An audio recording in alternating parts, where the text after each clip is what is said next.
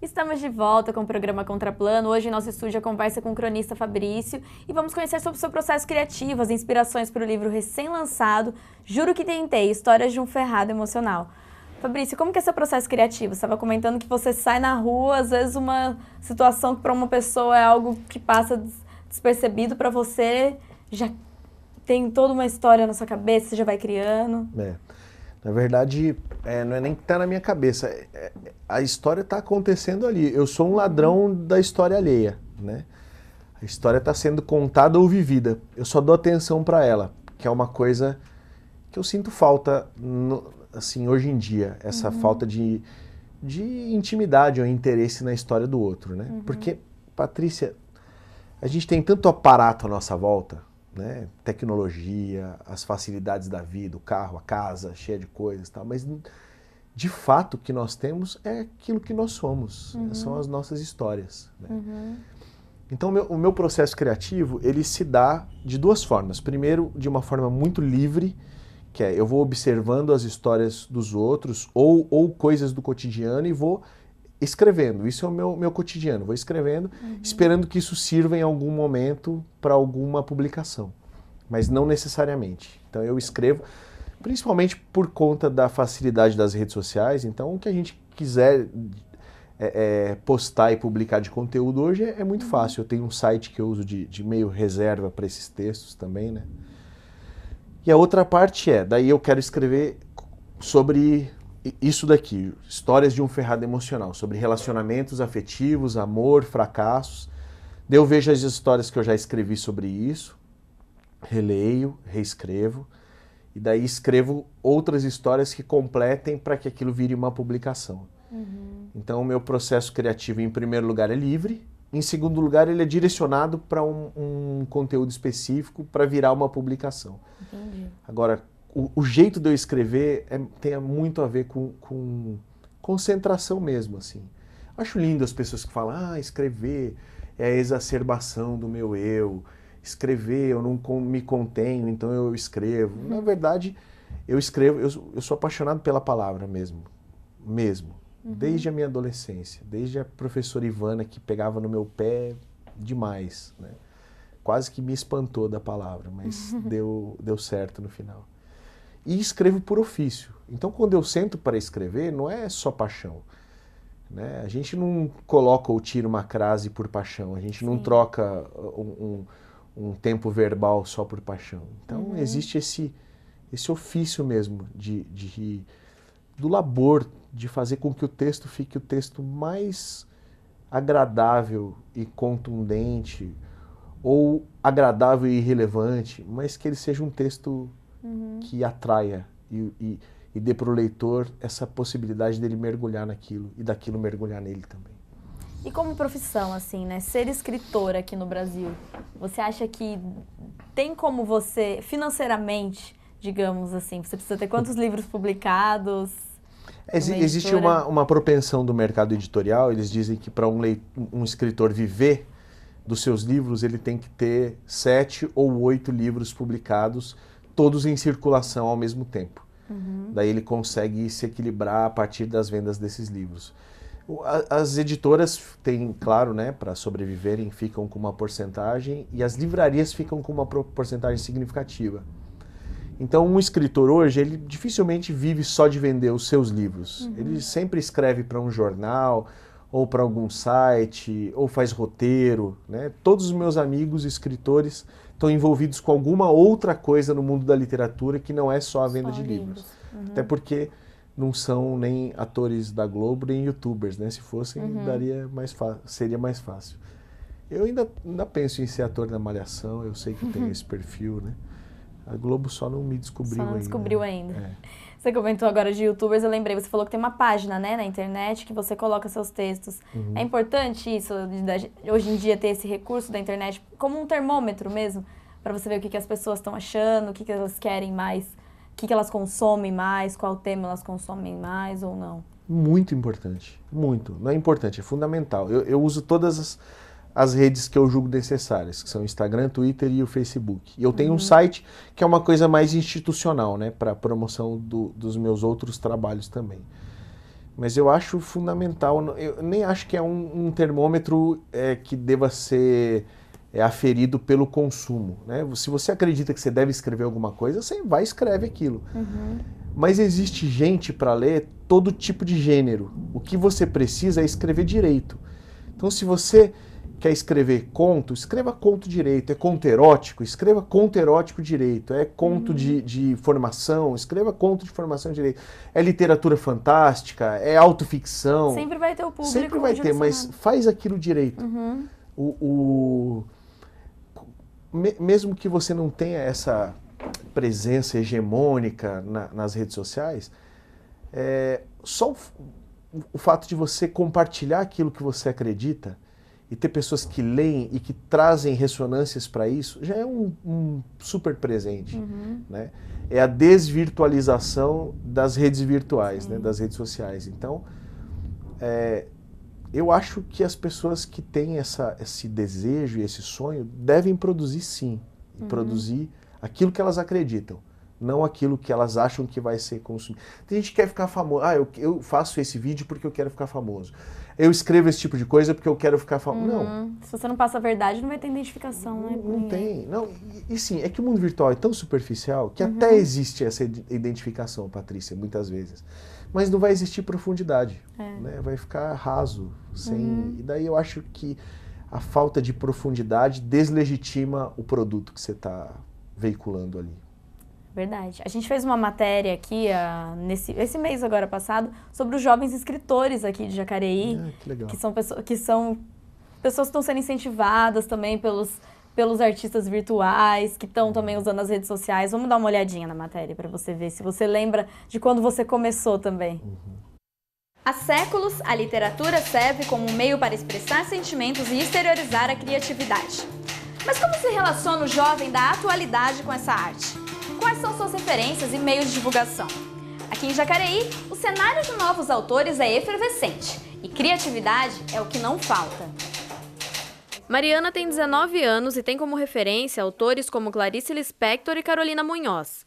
Com uma imaginação privilegiada, a estudante de administração escreveu um livro, ainda não publicado, sobre dimensões paralelas. E a inspiração surgiu quando ela menos esperava. O meu livro, eu estava na sala assistindo O Senhor dos Anéis e estava um tempo de chuva que estava acompanhando muito a cena que estava no momento. Então era como se a realidade complementasse a fantasia.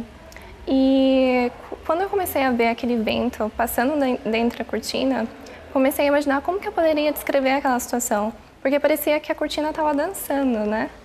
E conforme eu visualizava aquela situação, eu também comecei a imaginar um mundo diferente. E foi aí que eu realmente tive um impulso e decidi que aquele era o momento para eu começar a escrever. Guilherme é outro jovem autor que começou a escrever cedo. Aos 12 anos, começou a esboçar suas primeiras histórias. E hoje, com 21, tem 2 livros publicados e comenta sobre os desafios de ser escritor. E eu comecei a escrever lendo, principalmente. Quando descobri o prazer pela leitura, pelos livros, foi que foi despertando o meu lado de nem escrever, mas eu acho que de tentar expressar o que eu sentia. Eu sempre falo que escrever dói. Escrever não é muito confortável, porque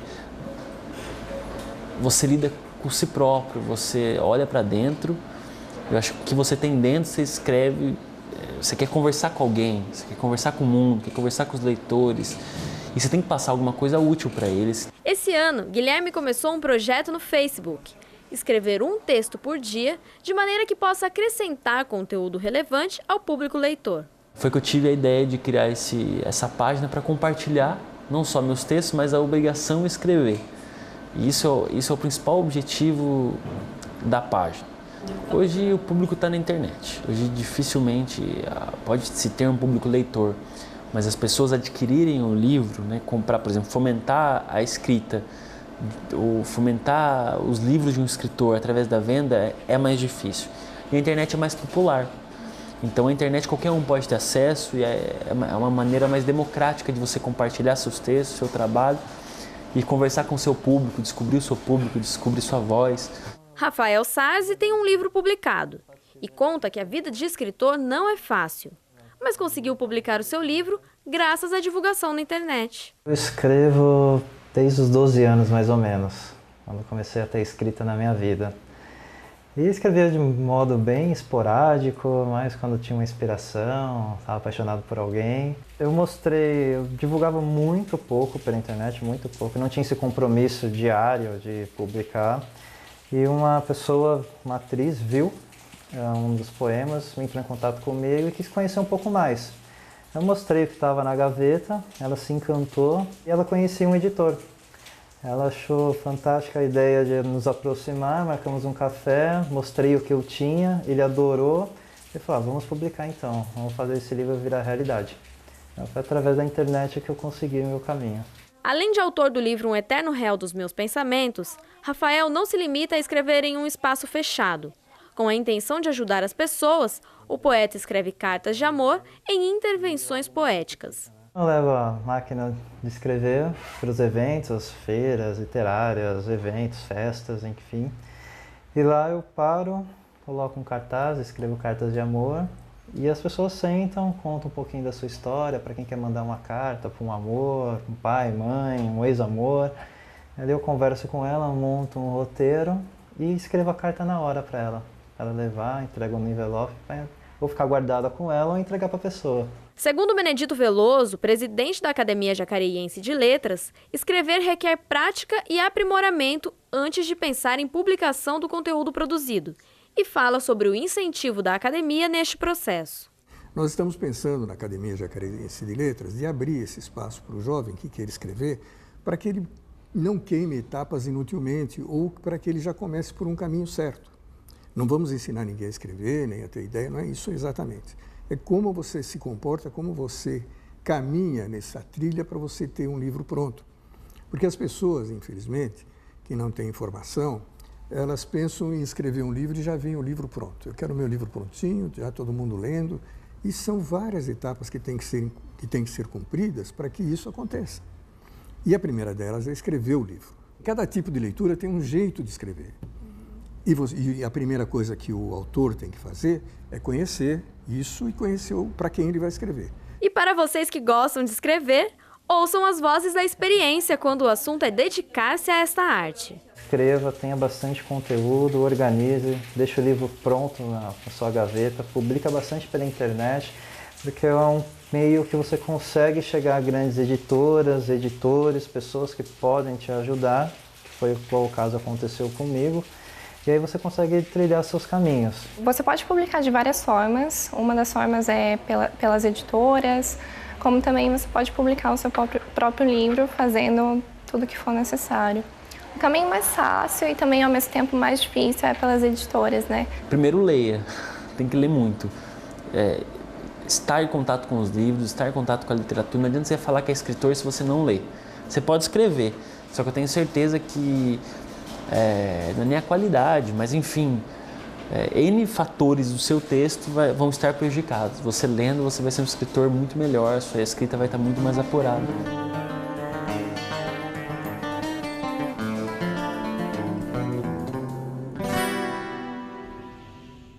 Aí, legal, eles finalizaram a matéria dando dicas para novos autores. Que dicas que você daria, assim, se tem uma pessoa que pensa em publicar um livro, qual que é a primeira etapa que ela tem que A primeira etapa, eu gostei muito do que o Guilherme disse. Antes de escrever, você tem que ler. Você tem que ser um leitor. Senão você não vai ter base para aferir o seu próprio texto. Então, para você entender que o seu texto está lível, está agradável, você tem que estar lendo alguém para você entender. Depois é escrever mesmo. Escrever e pedir para as pessoas que te amam lerem. Porque se tiver ruim, elas vão te dizer. As mais sinceras, né? Ó, isso aqui não tá bom, tal.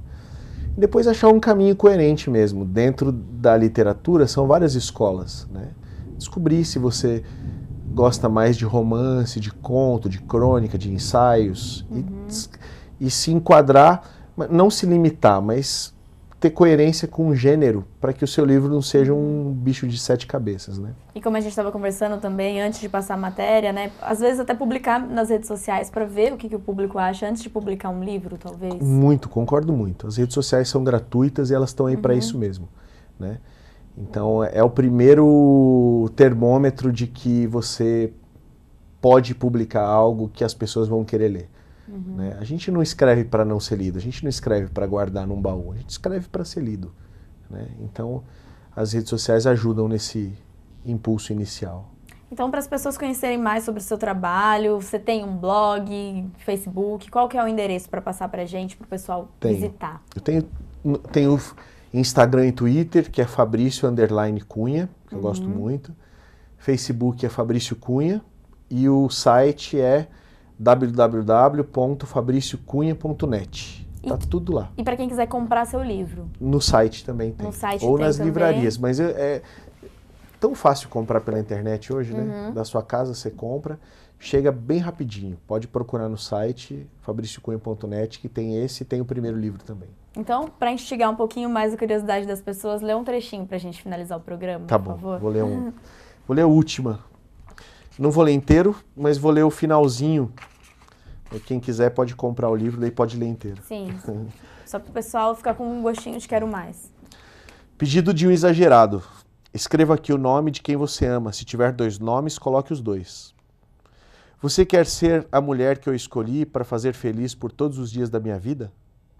Mulher que quero chamar de minha, que me inspira as poesias mais bonitas e que ofusca o mais brilhante solstício, e em quem cabe um mundo inteiro, mas que faço caber num abraço, que enxugo as lágrimas com carinho, que defendo com violência, que degusto com paciência e devoro com voracidade.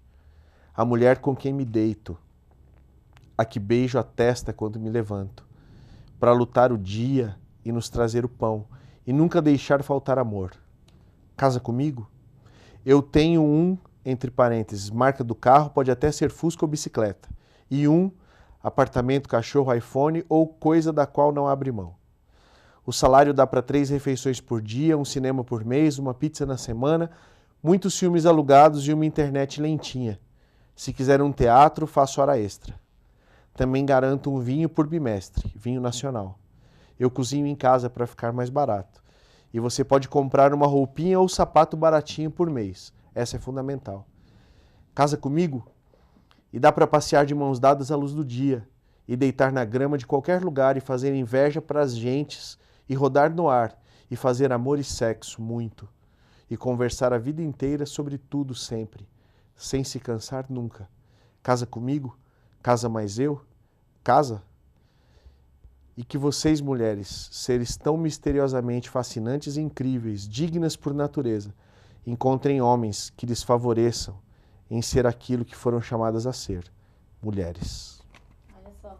No outro texto já eram mais sofrimentos, daí já é bem mais romântico, né? Pois é. Parabéns pelo seu trabalho, pelos seus textos, muito sucesso para você agora nos outros, né, eventos de lançamento do seu livro. E que esse programa renda muito mais livros aí vendidos para você. Muito obrigado, eu agradeço muito. Foi uma delícia. Espero que as pessoas procurem depois nas redes sociais, no site, comprem o livro para garantir a longevidade da literatura. É verdade. E o Contraplano chegou ao fim. Se vocês quiserem assistir novamente esse ou outros programas, é só entrar na página da TV Câmara Jacareí no YouTube, youtube.com/TV Câmara Jacareí. Um grande abraço e até o próximo programa.